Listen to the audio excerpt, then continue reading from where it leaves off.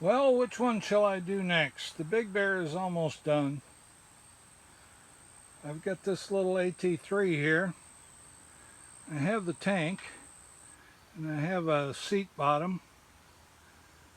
So it's got all the turn signals on it, I think. Yep, I think they actually work too.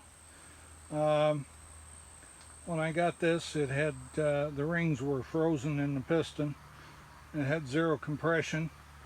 So I put a new set of rings in it just to see if it was going to start. And it did. So I know it's a runner. I'm pretty sure the electrics are all good.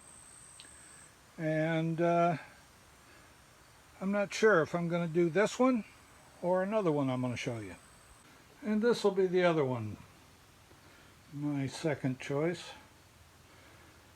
This here is a 1974 DT250.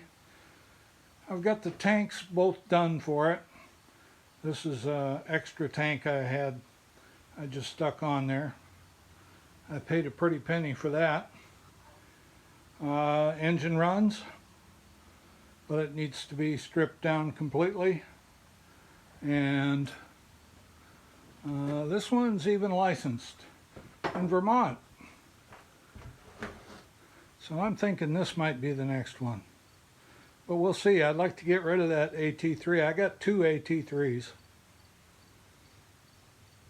One of which I ride.